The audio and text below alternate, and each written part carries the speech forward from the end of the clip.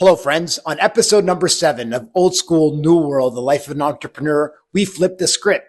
I was asked to be a guest on the $1 Billion Podcast with Cain and Joe. We talk about going from banker to broker, different things that are required and to pay attention to if you're looking to make the move. And not only do we talk about that, we talk about mental health and what it takes to be consistent and pay attention to how you're feeling, because your performance also is a reflection of that. They graciously allowed us to air that on our channel, so be sure to subscribe. Thanks so much, guys. Appreciate you.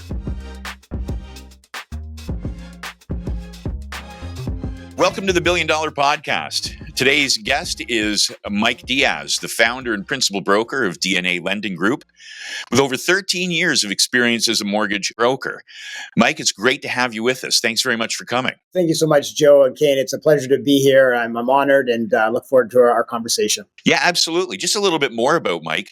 After nearly 2 decades with the TD Bank and Scotiabank, Mike transitioned into the mortgage brokerage space to offer Canadians better, more personalized options. He's passionate about heart-centered leadership, financial planning, and ensuring clients have the tools and knowledge to make informed decisions. Outside of work, Mike enjoys spending time with his son, staying active, and running his own podcast, Old School New World, which we're definitely going to talk about. Mike, welcome. It's great to have you with us. Thank you so much. So my first question is, in going through your bio, you were with the major banks for 17 years. And, we always like to ask our guests what motivated them to get into mortgage brokering, because nobody wakes up as a 5 or 10-year-old and says, you know what, mortgage brokering, that's the ticket for me. So with that in mind, what did motivate you to leave the security of that environment, that banking environment, to join Mortgage Alliance as a broker and now start your own brokerage? Yeah, it's an excellent question. It's almost like I was pushed a bit, and life happens. I was super loyal and committed to each of those institutions, TD and Scotia. But it got to a point at the end where it wasn't feeling right. I was growing as a person. The corporate environment, they'll maybe allow you to grow professionally, but when you're growing personally in a corporate world, they expect you to be rigid and tight and not be sort of who you want to be, an individual, authentic, and rightfully so. Banks have been around for over 200 years. Their reputation is by far the thing they hold the highest in importance. And so, it was a mutual sort of parting of the ways. And it's funny because 2 years before I left, I was already getting pushed into, hey, what does a broker do? Because remember, the banks, back then, it's grown quite a bit awareness. When I was a banker, you only go to a broker and the bank says no. Right? That was the idea. Or if you have something weird, you go to a broker. Don't come to us, please. And I didn't know anything about it. I met a gentleman who's well respected in the industry. He's a real estate agent, Chris Kellos. And he's also was a good guy at identifying talent. And he slowly tried to bring me in, introduce me to certain people, and brought me to a Scotiabank, a wine and cheese broker event. And so I stepped in there 2 years prior to making the move. But then when it was aligned, I sort of had an idea, okay, let me go talk to this person. And I ended up doing it. And to be honest, the old saying, oh, the only thing I wish I had done it sooner, it doesn't matter. That will always hold true, whether it's for me 13 years ago, for someone today, or someone 10 years from now. Because, when I got into the business, people were saying, hey, you came at the wrong time. If you had come in 2008 or 2009, it'd been amazing. And here I am coming in 2011, 2012, and done, phenomenal business, helped and served thousands of people. And the same thing will apply to new people coming in today. And they say, oh, I wish I'd done it sooner. No, you don't. You just be happy with what you've done. Yeah. One of the things that we've noticed over the years, and by the way, it's great having you in the broker channel for this long. You finally made the move, and it's never too late, like you said.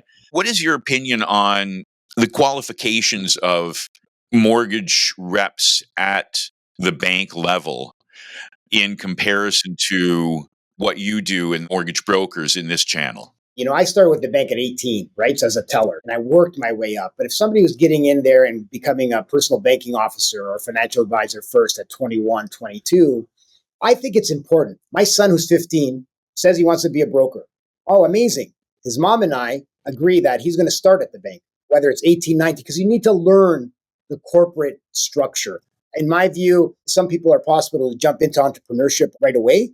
But you need to find structure, especially the young people of today. You can learn from bad leaders and good leaders. figure out what you don't want to be, and you can figure out what you want to be. Just learn the aspect of connecting with people, hearing people. When I joined this business, the broker channel, I shut my mouth, opened my ears. I might have been a 17-year banker, but I wasn't silly enough to think that, oh, I know it all already. Let me go do all this stuff. So same thing when you're starting in the banking world, just open your ears. The best way to learn is by osmosis. Pick up certain pieces because you'll only learn more and more as you get into this business about what's available. The plethora of products, like there's a lot, and so you'll learn that, but learn the people skills, learn what drives the bus. And you can learn this at the bank for sure. Learn to put people first, not the dollar signs first. Right. Because you're not going to make any money at the bank. Okay, they're going to give you a title and hey, this is so pretty and look at the shiny little plaque you have here. But always allow yourself to do what's in the best interest of your clients that are in front of you at the bank. And then everything else will come after that. A lot of people only put the dollar sign first. Oh, I need to do this to make that. I have a philosophy. If you only chase money, money will always outrun you because you'll never catch it. Okay. Yeah. So I think that's the big difference. And then when you join this side, it's important to align yourself with people that you like, that are aligned with your values and beliefs. And, if I could say one thing that I wish I'd done differently, I was a lone wolf for 13 years. Like I had a small team here and there, people that I helped and supported. I wish I'd created more of a team environment sooner. What I'm doing now, right? With my new brokerage. So that's one of the things. So if somebody's join something that's going to feel right. Don't let the head make the decision, make your heart make the decision. From your experience being at the bank and now being in the broker channel, do you think it's better for consumers to use brokers or go to the bank and only use brokers when they're turned down? What is your thought on that? The answer to this, Joe, and you're always better served with a broker. And it's not about the plethora of products. Yes, that's pretty and nice. It's about the relationship. Because if you're dealing with a banker, good luck if they're going to be there 2 years, 3 years, 5 years, 10 years. Because banks and those mobile reps, or maybe the personal banking officer, the financial advisor, they want to move up. If they have ambition, they're not going to stay in their desk, for a long period of time.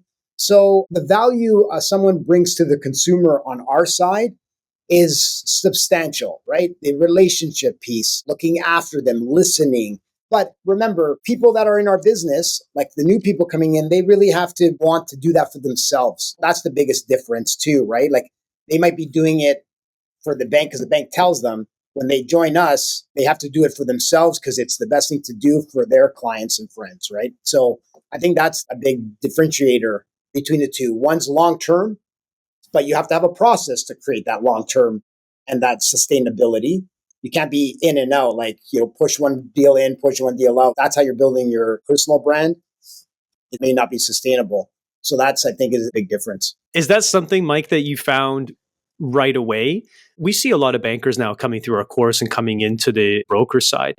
For those coming into the industry or thinking about coming in the industry from the banking side, what can they expect? Maybe what surprised you? What challenges did you have? How did you overcome them? Just for some more context for those that are considering. Yeah, so let me answer that one specifically. So I feel like I'm a bit of a unicorn, but I can tell you from others, they have to expect when they're jumping in, you may not make money for 3, 6, 9 months. And it's not because you're not talented. I started in May, closed my first deal in July. That's very unusual. It was a referral, but you have a deal, you come in a couple months in, you might have a deal closing, 60 or 90 days out. So this is why that window. So I was nervous. I was going through a divorce at the time. I just built a new home. I had a lot of things on the go. So I was surprised for me how the transition went. It was scary at first, like I mentioned earlier. But once I got rolling, confidence is something that you build on. I was a confident person. I am a confident person. But when life has got you a little bit turned around, you start to wonder, right? So that's one of the things for sure is be prepared not to make money. People think, oh yeah, I'm going to be a broker. I'm going to make tons of money. Yes, you will. It's a very, fulfilling role that we do. But you can't be coming in with your eyes closed and saying, oh yeah, you have to understand that aspect of it. The other thing that surprised me, because I didn't know a lot about it, was, back to some of the products is the B side or the private. Like I didn't have a lot of exposure. I don't know how many today people have exposure to understanding, the B and the C side of our business. So that's something that I was dropped into and started to learn about. So that was a bit surprising because I didn't really know, right? What you don't know, you just don't know. So that would be probably another piece. And expect to be scared and fearful. You got to be prepared to be comfortable with being uncomfortable if you're going to make the move. When you're uncomfortable, growth takes place. And that includes personal, professional, anything you need to do for yourself. So in the bank makes you feel super comfortable and safe, right? And then you get trapped, you become content. And, oh, this is great. And then you want to make a move, all these other things start to happen. So just be prepared for those. So those would be the three things that I think people making the move need to be prepared for and think about. You said a lot there, a lot to unpack. Something you said, I think will resonate well with those coming in from any industry, not just banking, is you talked about creating almost like a community or culture within your brokerage, but then even within the industry. I think lesser known is how wonderful this industry is, especially now, I think more so than ever in terms of community, in terms of people giving back and sharing ideas. So new agents or those just coming in that are looking for a brokerage, maybe interviewing with a brokerage, how do they make that determination? What should they be looking for a brokerage that fits with them? In addition to the culture and community, what kind of things do you think are important or should be important for those coming in? Yeah, I think they need to really evaluate the values that they have for themselves as they carry on through the brokerage they're joining. Does the fit with respects to what they expect to get from someone? Because it's one thing to say to someone coming in, hey, I can do this for you. But it's what the brokerage can do for them, right? So they need to have maybe a list of 3 things, 4 things. Hey, I need this, this, this. That requires you to be vulnerable. It might require, hey, I'm, lacking in confidence. You have training material that helps confidence. I bring that up as a point. I can talk about it later. I have training of live conversations, my own conversations with my clients and friends. I have 200 playbooks that will go from a gauntlet of first-time home buyers, repeat buyers, reviewing affordability numbers, all of these things, because I think in our business, there's a lack of live training, right? In terms of hearing. And when I say learning by osmosis, in today's world, it's hard. Nobody comes into an office anymore, right? When I joined another brokerage before mortgage. I was there for a year and a half. It was an office environment where they had cubicles. Everybody heard everything. I picked up a lot on that. Mm-hmm. So I think that's something to be mindful of as well. One of the other things that you mentioned was about that lack of knowledge and understanding of like the B side and products like that. Do you think that bank employees, like bank mortgage reps, should know more about the industry so that they could give maybe better advice to their clients, as in, what, our narrow suite of products, it's not really perfect for you. There's other options out there, and let me point you over to one of those options or one of the brokers. Do you think that the banks would better serve their clients by having that knowledge? I don't think the bank is excited about doing that because they know that it's not a benefit for their people to know. So, but I can tell you, I think bankers make the best brokers. That's my opinion, just because they've been in the corporate environment. But the best investment you can make is in yourself. Spend the $400, go to REMIC, get the license, just so you can understand what a broker needs to be licensed. Doesn't mean you're going to make the move. You're allowed to write the course. You wrote the course. You invested in yourself. And then, that'll open the door, right, to them deciding, hey, wait a minute, I wrote this course or I did some more research myself, not because the bank told me to, because the bank won't tell you to. And they would be doing themselves a favor, number one. And then in turn, they're going to be helping their clients and their friends with other alternatives. And listen, I know when I left Scotiabank, Oriana, I think was the brokerage, they were investigating doing deals that the bank said no to transfer, like to be the person. Like, hey, if you have decline deals that have no option, I think RBC has something similar or did anyway. So there is that there, but it's not talked about, I don't think, all that much because it's taboo. You don't want to be talking about it. But nonetheless, I think it's important, yes, for them to educate themselves for the sole reason for themselves. But remember what I said, we can do everything we can. We can beat them over the head. We can scream from the mountaintops. We can, make every attempt to help them. But if they do not want to help themselves, whether it's learning, getting to a different place, or anything like that, it's like old saying, you can bring a horse to water, but you can't force it to drink, right? But I think there is a tremendous amount of value to just expand your knowledge, even if you don't apply it right away. See what the world's about a bit in that sense. Now, you mentioned about the training that you do, the live training, which is fantastic. That sounds exactly like what people need. Yeah. How have you found that the people that you have working for you have responded to that? Thank you so much for asking that because, again, I'm going to be live, my brokerage, October 15th. So I'll be very honest. Excite. I don't have agents yet. Like, I have everything I need around me. I have my executive associate, Melanie, who handles my emails, calendars. And I've known Melanie now 6 years. She was on mat leave 2 years ago. So I brought her back in May of this year.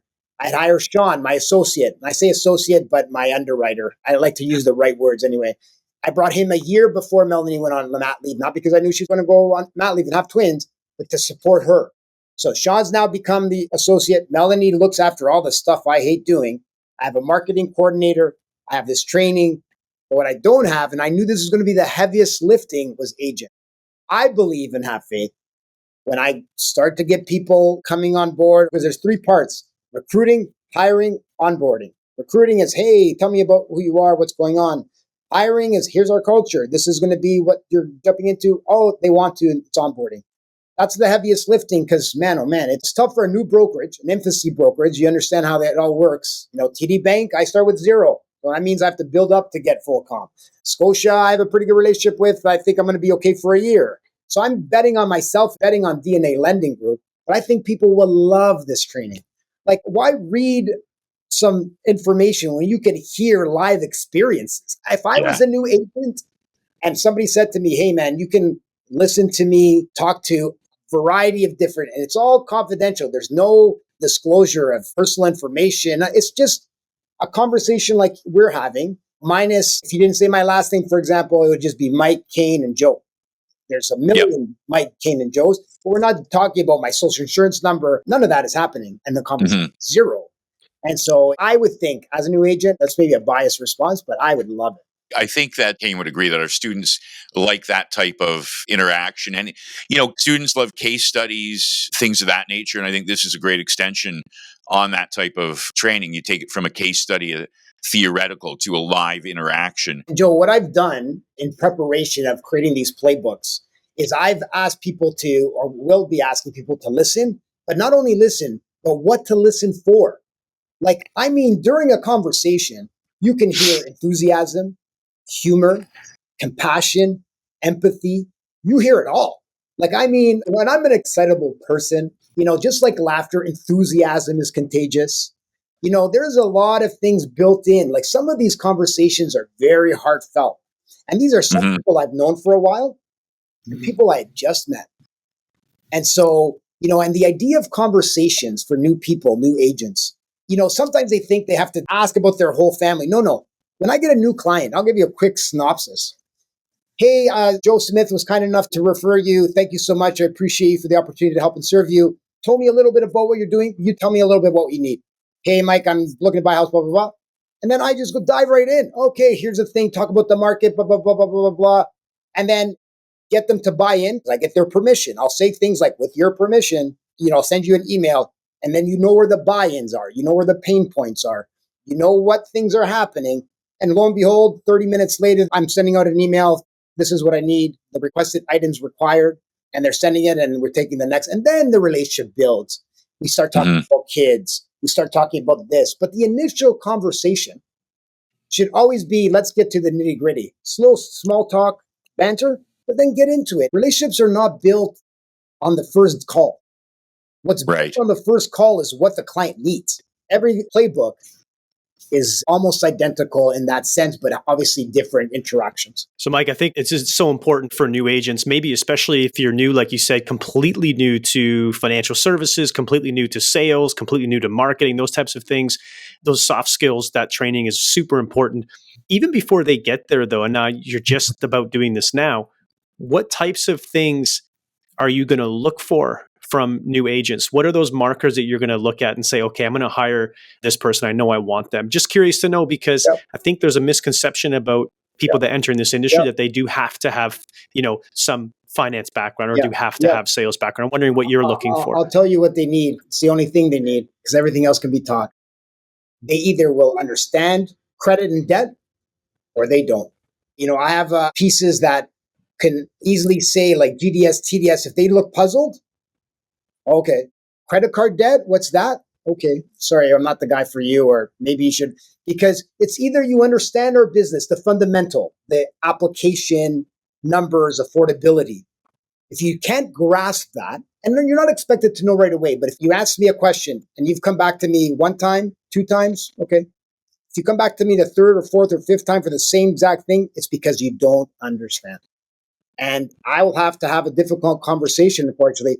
Hey, so-and-so, Joe, it might not be for you. It's just you're not capturing it. So that's number one. I think the top is I get a sense from if they understand it. Because remember, our business was never taught in school. So financial matters, mortgages is close to the vest. You only learn it from your family, typically. A lot of people, their first bank account, of course, will be where their parents banked. That's how it worked, right? And so it's just important to understand as much as you can. Do they understand credit? Credits and debits. That's what they need, because the conversation piece, the people pieces, that can be taught. Those are soft skills. Trust and credibility, believe it or not, is soft skills. How do you establish trust and credibility? Through your process. Calling them when you tell them you are. You're following up when you're going to follow up. And all of those small things. I equate trust and credibility to deposits and withdrawals in a bank account. The more deposits you have, the more you can afford to withdraw. We're not perfect. We're going to make mistakes. But if you're not making those deposits, following up when you are, doing the things you say you're going to do, doing the thing that's in their best interest, and then, lender made a mistake or something, there's a withdrawal, but it doesn't overdraw your account. So you're still building on that. To answer your question, Cain, I will know right away if they understand the numbers piece of our business. It's like someone that has some basic understanding of financial literacy, or even their ability to grasp that and then communicate it effectively. Yes. It also sounds like what I'm picking up from what you said is maybe discipline is important, the ability to be organized and do what you say. So I think all of those play in there as well. Yeah. Another piece, maybe if someone tells me, because I'm a believer, I've been called the CRM guru. I wouldn't go that far, but I'm grateful for somebody acknowledging. I've been doing this since 2014, where I have journals. I mean, journals upon journals, like of client journeys. And my very first one was Nikki, 2014. She referred me, her friend, then her daughter, and I write all about it. If people are shy about journaling, whether it's for themselves personally, great, but for their clients, so they know what's going on. Do you want to explain, Mike, what you mean by journaling? Maybe for those that aren't sure exactly if the context is. Of course. So let's say I meet a client and we have a conversation in my CRM, describe it as a task, or my notes section. I put the date. So today is October 3rd, 2024. I describe our conversation, how it went, when it went.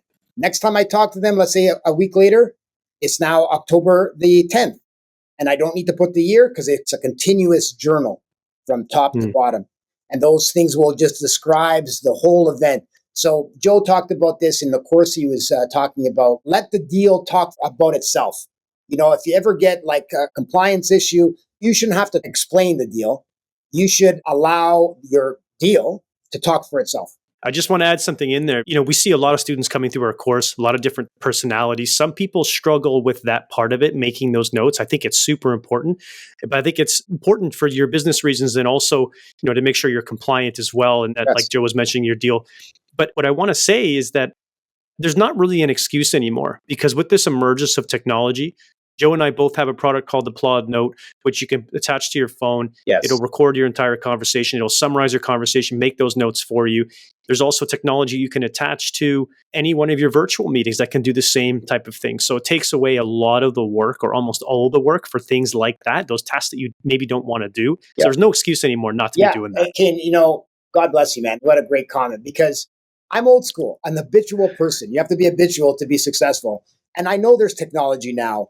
I can't wait. Maybe I got a young person who's IT savvy, because IT and I are not friends. So I struggle. I hate it. I cringe. But this idea of what you just said, this thing you plug into your phone, imagine being in your car and you get a call and you have this thing you just described. And then you have this conversation, and then you don't have to take any notes because it gets downloaded into, it's music to my ears. But it's available now, Mike. You can get it. I know. Listen, I'm doing so many things at the moment. I got so many irons in the fire. But yes, I know there's so much out there. The three of us will go out on a lunch on me, and you can show me all that stuff for sure. You know, the major problem with it is that you have to charge this stuff. Well, And like the chargers are ridiculous. I mean, they're unique to the device. okay. I had, like a padlock Yeah. that you can open with a thumbprint. Okay. I can't find the charger for it. So, what am I going to do? I got to go now and search the company and find a replacement charger. And The anxiety that brings up, Joe, is killer. That's why I try to stay in my lane, but I would love to be more in tune with what you're describing. But yes, for sure. Yeah, and Cain likes to say that he's constantly curious, and that's an excuse as to why he's always on his phone. But you have to be curious, especially about technology, Yes. because otherwise, if you're going to end up, still using Microsoft Excel only for your CRM when there's these robust Yes. systems that can do a ton of stuff, and you're, just stuck in your lane, right? Yeah, and I will say this. So I have a great friend. Shout out to Roy Cocholo. He's the broker owner of Your Mortgage Your Way. I love Roy. It's his birthday today. Happy birthday, Roy. And so he referred me over to someone that built on Google Suites or G Suites. So I'm going to take that next step for my brokerage too, right? Because as I bring on people, there's going to be opportunity to revamp some of my back end. Because anybody starting a business, if your operations is not fine-tuned, you're going to struggle quite a bit. And I know this already, and I'm doing all the work on that end to do that. So to your point, although I'm a dinosaur, I'm moving a little bit out of the old age. It is the new world. My podcast, Old School, New World, old school principles, way of doing things, but it's a new world that we have to adapt to. So, yeah, maybe tell us a bit about the podcast. Have you started it? Have you filmed any episodes? Give us some info about the podcast. Yeah, so it's something that, listen, podcasting is a long game. I didn't start it to make money. I started it because I wanted to help young people understand different topics, whether it's wellness, financial literacy, anything to do with what they were looking to achieve. I do have 3 episodes that have already been aired. My mostly recent one, you guys will know Michael Beckett. So Michael Beckett is a gem of a man. I've known Michael for 13 years, founder of Mortgage Alliance, and he was gracious enough to be my 3rd guest. Him and I had just a great conversation. And, I've always considered Michael a mentor, but at the end of last year, meaning the December 2023, I came out and asked him to be my mentor. And lo and behold, he was kind enough to say yes. And the same thing with Roy. So I have 2 mentors, and I think mentorship is so important. I'm 47, so I'm not like a young guy, but it's never too late to start. And so Roy also, I asked him at the end of last year, because I have a great deal of respect for him as well and what he's done for himself personally and professionally. And they both said yes. So I meet with them once a month as a sort of, hey, what's going on? Things like that. Because leadership, you need to learn to be the best leader you can be. And so you need mentorship. Sorry, back to the podcast. So the episode I had with Michael was fantastic. And I'm pivoting a bit. So I'm redesigning it a bit. I know how there's different ways of doing it. But I really did, my purpose for it is to help others. My purpose in life, I've discovered, is to help and serve as many people as I possibly can. And I won't get into a lot of detail, but 3.5 years ago, my life changed forever. I was in a coma for 17 days. And the first 1.5 years was the most difficult time in my life. The last year has been the most incredible year of my life. And it's the best space I've lived in my whole entire life. And the amount of blessings that fall from the sky, and they're not divine, small things. I'm very blessed and grateful. So, things like that will come out more. And my therapist is writing a book. She's 99.9% agreed to be the ghostwriter. My life is pretty dynamic, gentlemen, pretty wild. But I think it resonates. I mean, it sounds really interesting. Yeah. Obviously, there's a story there, and perspective, right, has maybe changed. It sounds like after that something happened, perspective changed a little bit. Is that what we're getting? What happens? It's so incredible. There's something called post-traumatic growth. So there's a study that's being done in the US, has been for a few years, and I came across it by accident, or maybe not by accident, where it says when you either have emotional trauma, physical trauma, or any kind of, if you're carrying bags of rocks around and you can't let those bags go, guess what's going to happen? Those rocks turn radioactive, and life's going to be really tough.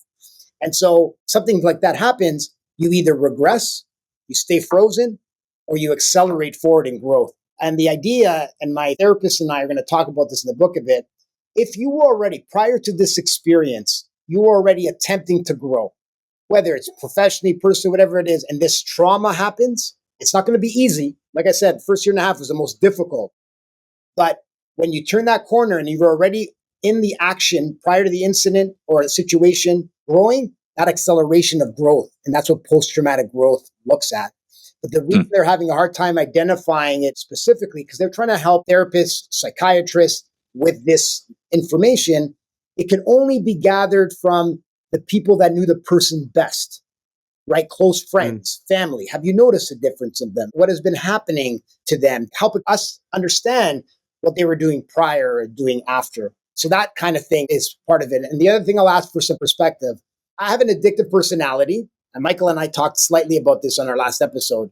But I was an addict, and that label would always be with me. And my drug of choice was cocaine. But it wasn't an everyday thing, but it was part of my life for a long while. And there's an itch that happens. When you're an addict, it's like a circle. You're in the baseline. If you're doing whatever drug it is, you go above the line. There's a world, there's a space that's real. What happens? You come down, you go below the base. You're there, ugly world below the base.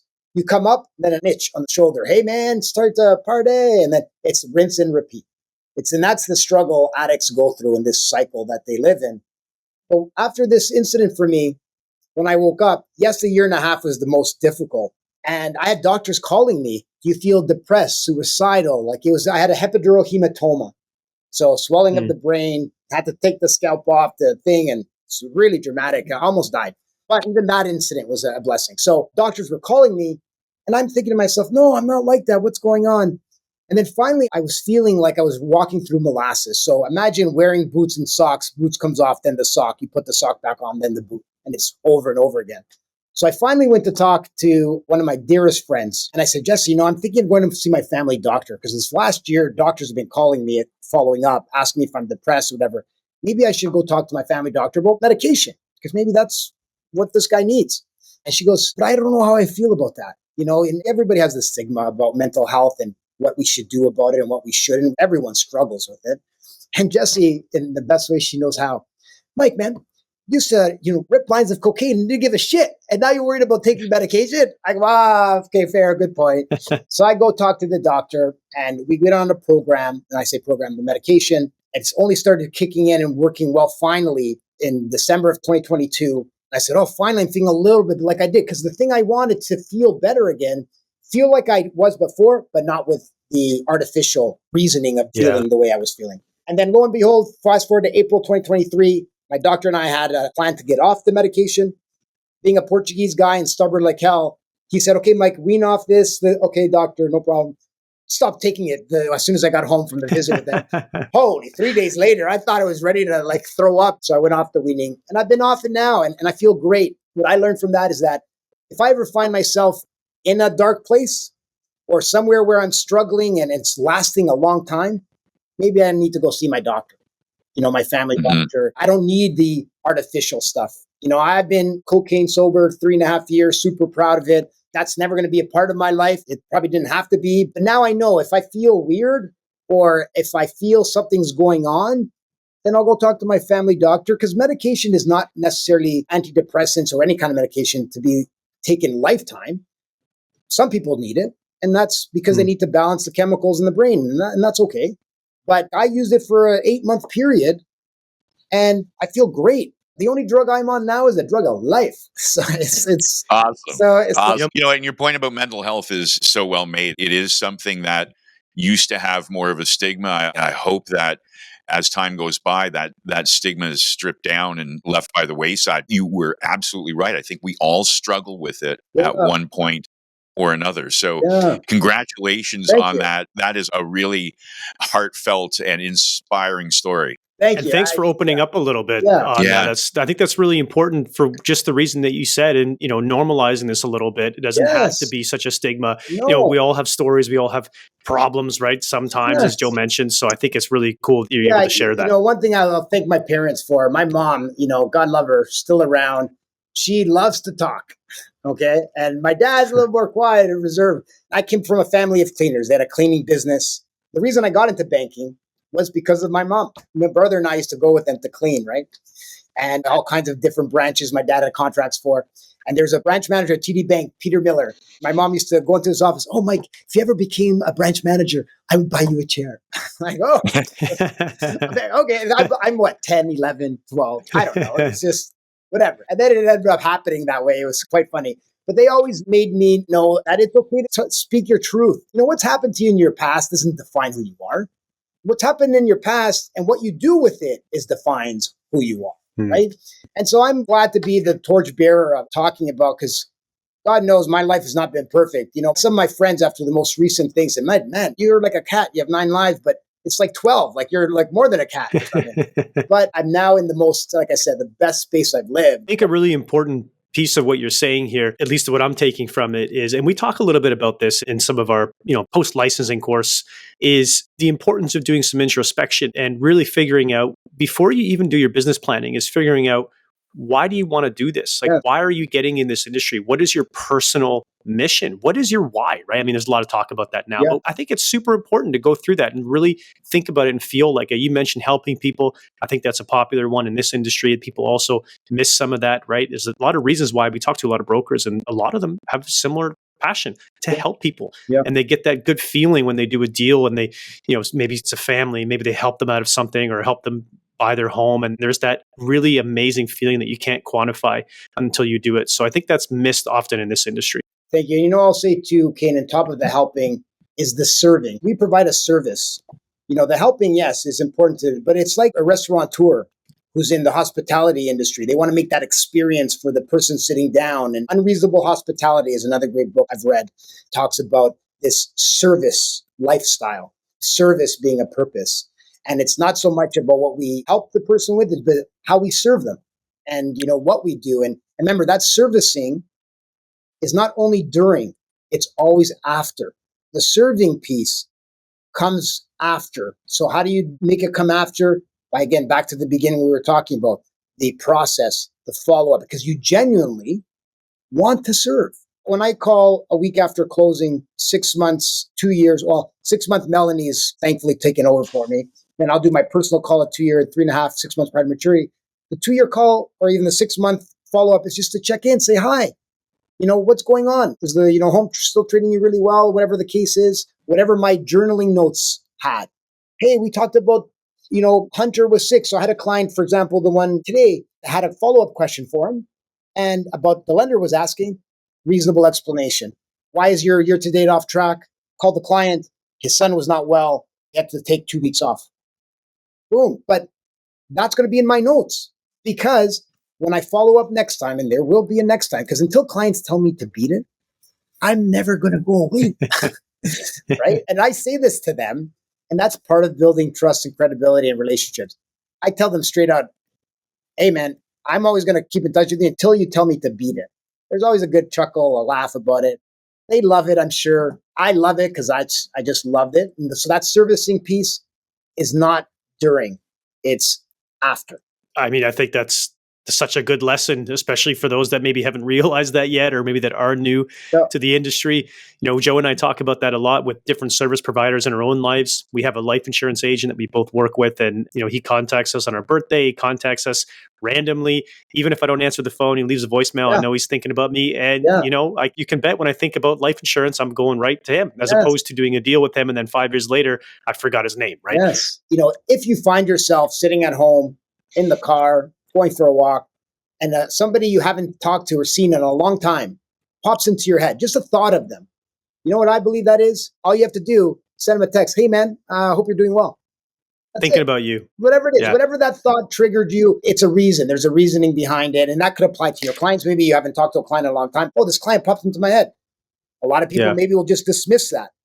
Just maybe send, if you don't have the process, just do something, because there's a reason why that popped into your head. And either they need you, or just need a high, or just need to hear from someone, even if it's just, like I said, hey, how are you? And, hope you're well. And that can open the gate perhaps to them offering and opening up to you about something. Do you think technology might change the way that you operate a little bit, or the way the role will become for mortgage agents and brokers? Hopefully it doesn't take away any of that personalization. We can use the technology to do more of that, but interested to hear what you think. That's funny. So Roy and I were having a conversation about this the other day. So he likes the AI concept of how we're going to apply it in our business, and the robocalling with your own voice that's available, I think, at some level, to reach out to a client with your voice being AI. to me, it takes away the humanity piece, because the voice never sounds like your voice exactly. And people will see that, but that's almost desensitizing society. I'm not there yet. I'm not saying it doesn't have a place. I'm sure my son, Nathan, who's 15, when he's 25 or 30, there'll be common practice, having a son this age and what they do with TikTok, Instagram, instant gratification. This is a whole new, thing. But I'm concerned it desensitizes. What I believe is important is the humanity piece. Yeah, and you know what? I definitely agree with that. The whole concept of trying to reach out to somebody with your own voice or even an avatar that looks exactly like you. I think that, there's a creep factor there, and it's disingenuous. I wouldn't mind if I knew what I was talking to was an AI, but I don't want it to be like in Cain's voice or my kid's voice or somebody who's real. I want to know that it's an AI, and I'm talking to this and it's giving me a great interaction, but I'm not going to do a robocall with an AI generated voice of mine. Right. I can't get myself to do that. But here's the thing, right? A lot of the young people today, they might think that's cool, or who knows how they're thinking. No, you're right. There definitely is a cool factor. And I think you can combine what you guys are saying into, so if you're doing a robocall, right away in the call, you say, hey, this is the robo Cain. I want you to know that I'm not real. If you want to talk to the real Cain, you can do that anytime. This is pretty cool, right? Let's have a chat. Yeah. That's what I mean about, being disingenuous, where you're trying to have it imitate your voice or be you and try to trick somebody into thinking that I'm dealing with you. I think that's creepy. But I think what you just said, Cain, there is an innovative way to take that and use it. And then that's cool. It's almost funny. I'm Robo Cain. It'd be funny, right? Just to finish off that thought, in my opinion, anytime you're engaging with any AI that isn't human, I think it should always clarify what it is. When it's engaging with a human, so that it can make a decision how it wants to talk to it. They might choose the AI when they want to talk about stuff that is, for example, very personal, and they don't want a human to know, or maybe it's very emotional for them and they can find some security in talking to a machine. There's that element as well that, I've read a couple of things that they're already seeing that with therapy and some other stuff. So there's interesting bits there. Anyway. Yeah, and I was just going to last point to add to that in terms of, voice messages, these robocalls. I've incorporated in the last 4 or 5 months voice notes. I'll do a voice message and then I'll follow up with a voice note on the text, because people don't listen to voice messages anymore. So this robo text, for example, saying what you said, Cain, because I like that idea as well. Hey, this is, Robo Cain. You want to speak to Cain? Give us a call, but we just want to say hi or follow up. It's a 2-year follow-up, whatever the case may be. But the texting aspect, because people, man, they're on their phone. Yeah. It comes in and that's easier than, I got a voice message. Who wants to listen to that? Yeah. Especially my generation, I'm 38, my generation and younger, especially with text. This is why, everyone's going to WhatsApp and doing text. It works, right? People get better response rate. I think there's a lot to be said for that. For sure. We're closing in on the hour. So it's the best hour I've ever spent. Yeah, my friend. It's the same here. Time flies when you're having fun, right? And this has been a wonderful conversation. Mike, we thank you so much for being so candid. From our hearts, you're well known in the industry as a phenomenally nice guy and honest. And we wish you all the success with DNA lending, and we'll hopefully have you back on so you can tell us about your travels going through starting up with DNA and hiring new people. And we'd love to touch base with you again, maybe down the road, and see how things have gone. And by the time our listeners get this, you'll probably already be up and running. So where can the listeners find you? Do you have a website? Do you have a handle? I have a website, dnalendinggroup.com. You can reach me at my phone number directly. I'm always on my phone, 416-357-4003. Or, of course, email at mike@dnalendinggroup.com. And before we sign off, guys, I love you very much. Absolute honor to be on your podcast. I will, with your permission, follow up with you guys and have you be guests on my podcast. Would love to. Yeah, love to. So I have your permission. Yeah. So I will make sure I set that up. And I appreciate you guys a great deal. Mike, you're fantastic. It's been a lot of fun, and look forward to do it again. Looking forward to being on yours. And it'll be a lot of fun. All right, Thanks, guys. Mike.